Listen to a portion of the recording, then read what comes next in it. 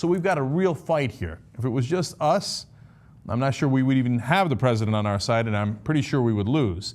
But we also have mega corporations on the right side as well on this. This video will be public on July 1st, which means by the time most of you are watching it, Pride Month will officially be over. All of the rainbow stuff will be taken off the shelf soon if it hasn't been removed already. I consider myself a supporter of rights for pretty much everyone. That includes the LGBT community. Consenting adults can do what they want as far as I'm concerned, as long as they're not directly hurting anyone else in the process. But the way I feel about June being Pride Month is pretty much the same way I feel about February being Black History Month, or March being Women's History Month, or any month, or week, or day devoted to any given subgroup.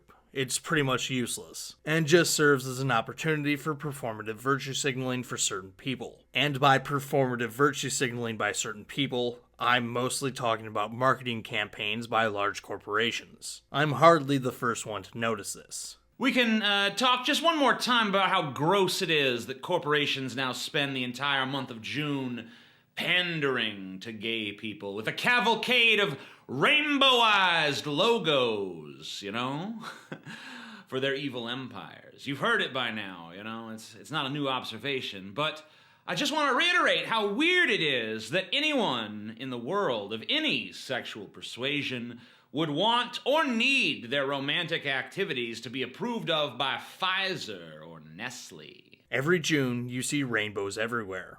In stores, on company logos, on corporate social media pages, and all the rest. By the way, I have a theory on Pride Month, and I'm sure I'm not the first one to come up with this. I think one of the reasons why Pride Month has become such a big thing is because rainbows are just so much more marketable than whatever symbol represents any other month. As obnoxious as rainbows splattered everywhere can be, I'd much rather live in a culture where corporations think they can gain by pandering to the LGBT community over, say, bashing that community. That's progress of a kind. Ironically, I don't think this marketing really appeals to folks within the Pride community. Like most performative virtue signaling, it's meant to win over white, normie liberals. Two groups of people who absolutely detest corporate virtue signaling for Pride Month are people who usually don't agree on much: social conservatives and leftists. Granted, their reasons are quite different, but the disapproval is there all the same. Social conservatives obviously see it as a celebration of the deviation from traditional values. The consequences of this, according to them, land somewhere on the spectrum between the whole thing being a mild annoyance and outright civilizational collapse,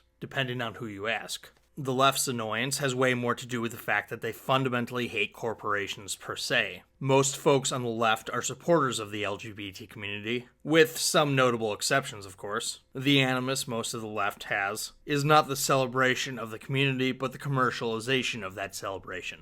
Sort of like how Charlie Brown felt about Christmas. According to the left, all of the woke virtue signaling corporate America does is simply a cover for their real agenda: making money. At best, it's a cynical means of trying to get more customers by letting them know how virtuous they are. At worst, it's an attempt to launder their reputation by distracting from all of the awful things they do. Overall, I think the left is more correct than they are wrong here. I don't view corporations as evil per se, because I don't view making money or turning profits as evil. But I do think the rainbow flag stuff is mostly just a means to an end. Where I disagree with the left is that I don't think the whole thing is entirely calculated. If anything, I think this is a mix of both corporations responding to market incentives in order to maximize profits, and corporate elites practicing their genuinely held beliefs. I believe this is true for Pride Month, but by no means exclusively so. In 2017, Kevin D. Williamson wrote an article, which I'll link below, on why he thinks so many big businesses embrace progressive messaging and have close ties to the Democratic Party. Williamson wrote, "For one thing, conservatives are cheap dates. You do not have to convince the readers of National Review or Republicans in Valparaiso that American business in general is a force for good in the world." I wonder if Williamson would stand by saying that so declaratively in 2022. I think he's overstating that a bit even for then, but he's generally right about the broader point he's about to make.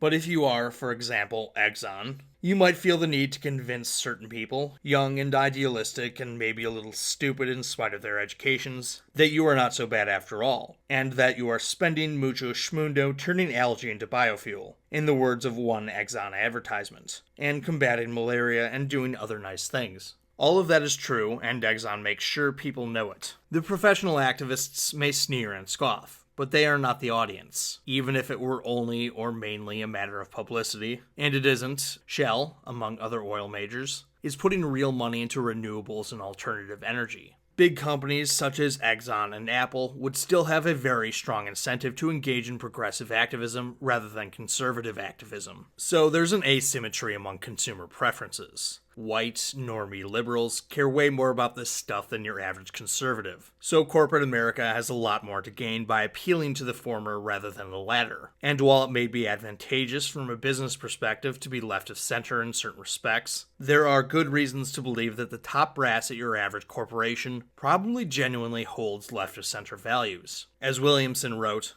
"A great deal of corporate activism is CEO-driven rather than shareholder-driven, or directly rooted in the business interests of the firm. Like Wall Street bankers, who may not like tax bills or Dodd-Frank, but who tend to be on the main socially liberal Democrats, the CEOs of major U.S. corporations are, among other things, members of a discrete class. The graduates of 10 colleges accounted for nearly half of the Fortune 500 CEOs in 2012. 1 in 7 of them went to one school, Harvard. A handful of metros in California, Texas, and New York account for a third of Fortune 1000 headquarters. And there are 17 Fortune 1000 companies in one zip code in Houston. Unsurprisingly, people with similar backgrounds, similar experiences, and similar occupations tend to see the world in a similar way. The top universities in the United States are the wokest of the woke. So it's not surprising that many of the top graduates of these schools tend to share those values. Of course, just because the executives of large corporations espouse left-of-center values, and just because they're regularly exposed to these values, doesn't mean that they're not employing these for purely cynical motives. We've all seen the memes that show various corporate logos during Pride Month, where their various divisions are decked out in rainbow decor, only for their Middle East branch to be the odd one out. This would appear to be cynicism, but even in this narrow instance, we should note that this isn't necessarily incompatible with woke politics. If you remember back in the heyday of anti-SJW YouTube, one of the big criticisms of feminists is how they looked the other way on gender inequality in the Muslim world. Never underestimate the power of cognitive dissonance, especially when you consider that cultural relativism is oftentimes a value of the woke left as well. Though I do think this is ultimately evidence that corporations prioritize making money over everything else. It doesn't really matter if CEOs genuinely have certain values or not. All things being equal,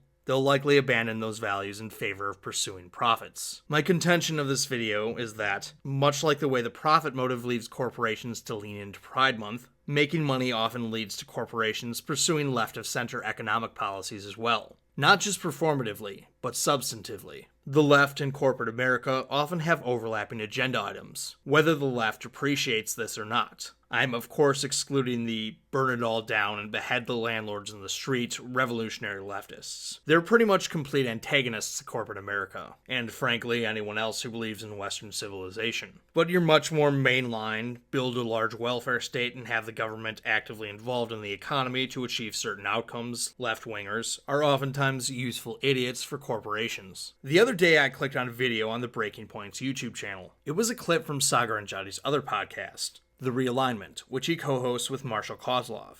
I have not watched too much of Marshall's stuff, but from what I have seen, he actually has some pretty good takes. Here, he takes a shot at certain policy wonks in the exact way I would. We always get in this fight with Kyle and Crystal. We looked at this poll, and this poll said everyone wants X, and the fact that X isn't happening means that things are corrupt.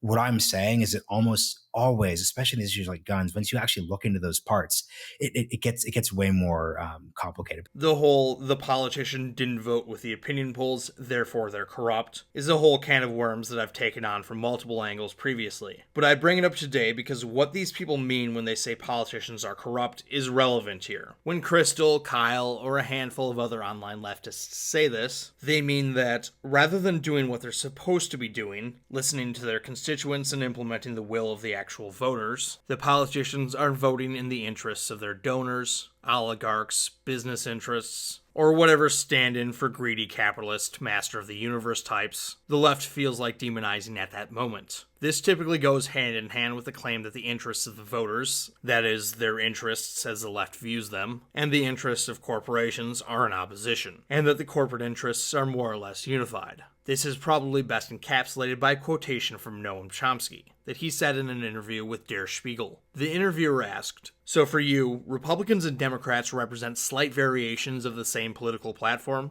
To which Chomsky answered, "Of course there are differences, but they are not fundamental. Nobody should have any illusions. The United States has essentially a one-party system, and the ruling party is the business party. The main problem with the idea of a single business party is one that I've talked about previously on this channel and alluded to earlier in this video. Businesses don't want the same things from the government. Oftentimes they find themselves at cross purposes with one another, and they sometimes find themselves on the same side as activists. Activists on the right, the center, and yes, the left. Corporations are no different than actual people in this regard. They have varied interests. Only in the most fundamental sense do corporations share the same goal. They all want to make profit. This is sort of like how, from an evolutionary perspective, all organisms have the same two goals, survival and reproduction. Yet, if you take a cursory glance at nature, you see that these goals manifest themselves in dramatically different ways. So too with profit-seeking corporations. Their different business needs dictate different interactions with customers, countries, cultures, and yes, the government. Back when net neutrality was being debated, Cenk Uygur was actually aware of the fact that there were very large businesses on both sides of the issue. So, the president's on the right side here. Now, unfortunately, his FCC chairman is a guy named Tom Wheeler, who was literally the top lobbyist for the cable and telecommunications industry. They're the ones who don't want net neutrality. They're the ones who want to be able to control the internet only for their purposes. Okay? Now, remember, not all corporations are on the same side here. The huge internet companies like Google, Facebook are on the right side of this fight. It's not an insignificant reason why the White House decided all of a sudden, right after Google said that they were for net neutrality, to also be for net neutrality. Google is an enormous funder in Washington, and lo and behold, Washington responded. So we've got a real fight here. If it was just us, I'm not sure we would even have the president on our side, and I'm pretty sure we would lose. But we also have mega corporations on the right side as well on this. Okay. Given their different interests, companies like Netflix and Google had different goals, and hence different demands from the government than Comcast and AT&T did. So for once, Cenk was actually right. Where he was wrong, though, was portraying this as anomalous. This is true of virtually every issue, not just net neutrality. Just take your pick. Leftists want to transform our economy to use entirely green energy instead of relying primarily on fossil fuels like we do now. How do fossil fuel companies feel about this? I reckon they don't like it. Some, like Shell and Exxon, as I mentioned earlier, are putting lots of resources into diversifying how they create energy in response to this. But lots of resources are also put into lobbying the government to prevent legislation like the Green New Deal. The thing is, there's also lots of money being put into lobbying for green energy initiatives. Last I checked, it's not worker-run cooperatives that produce wind turbines or solar panels. It's large, multinational corporations like General Electric. If you dive into most major issues, you'll see that there is big money on multiple sides of any given issue. In fact, I'll be doing that in the coming weeks. This Tuesday, I'll be talking about the tobacco industry, so stay tuned for that. Have a good day, and thanks for watching.